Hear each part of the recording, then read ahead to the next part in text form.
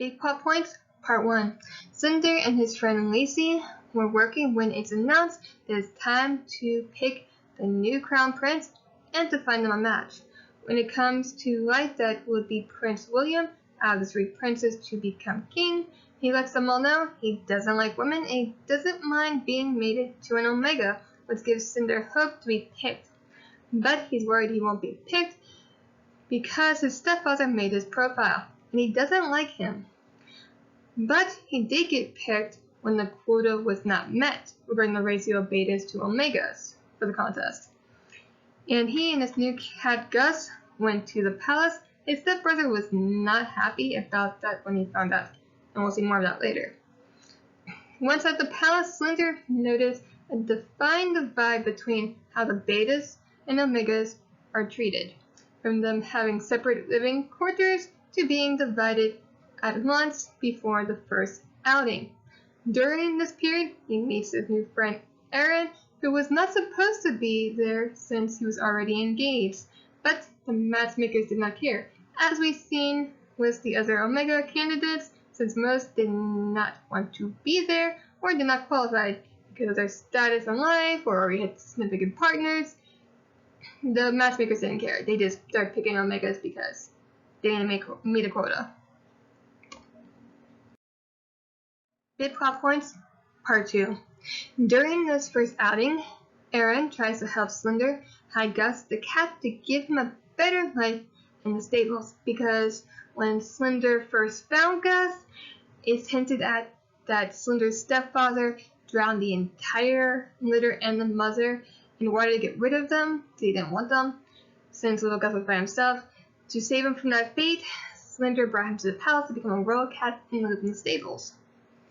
But when Eustace, Cinder's stepbrother, finds out, and in a fit of anger grabs the whip and tries to hit the cat, but Cinder steps in the way and gets hurt instead. The matchmaker hears the commotions and comes in and whisks Cinder away to get an ice pack, muttering that he might be going home. But when to meet the prince beta lover Elliot noticed young Cinder and pointed him out to the prince, and the two whisked him away for medical treatment. During this time, they started bonding with one another and sparks instantly interest in both the prince and Elliot. So when the prince had to be called away for business, Elliot and Cinder went out on a picnic by a cliffside, talking and getting to know each other. That's where we know Elliot likes to fly and Cinder likes to ride horses.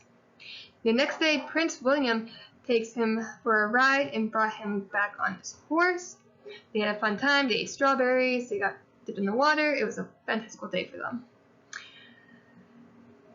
But when they got back, Eustace and the other betas did not like that and started harassing young Cinder when they found out about the prince and him having some alone time.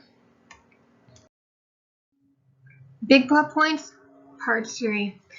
The abuse started from knocking him down and causing him to sprain an ankle during a football game to the betas tearing his costume for the masquerade ball. And when the contest judges hear about this, he gives Cinder a new outfit and helps him to the ball with Aaron's aid. At the ball, no one would let him sit, even with an injury. They even made a game out of it, started taunting him and smirking at him while sitting down every time he tried to get close to a seat. And that was not the only torment of the night. People spilled puns and ruined his costume again, making him believe that the prince would send him home, but he didn't. After this, the trio started to combine their meeting days. Instead of Elliot and Cinder having separate days with the prince, they combined theirs together to have more time as a trio, to spend more time together with Aaron's help to get the betas to leave him alone. He would either tell them, like, oh, they're here, while they went somewhere else, and play diversion and things like that. While they bonded, the three started falling in love, and even sharing late night sleepovers with steaminess, from fondling to some serious mexi time. A few days before the contest was over, when they were at the boat ride, people started to noticing the prince had made his mats, especially when he shared extra time with Elliot and Cinder at the end of the night, with them being the only people on any boats on the lake, making it very romantic. But sadly, the next day, Slender was arrested when poison and a dagger were found in his room and was accused of attempting an assassination of his lover. Still, the prince and his beta did not believe this. While their journey to clear their Omega's name, the secret of a 30-year-old conspiracy begins to unfold. Dum dum dum.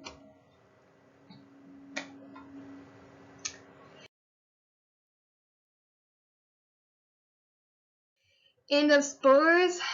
Safe to continue. If you want to find out what happens to Slender, his Alpha William, and Beta Elliot, I will be leaving a link to the bottom to Amazon where you can get the e-copy of this book to read to find out.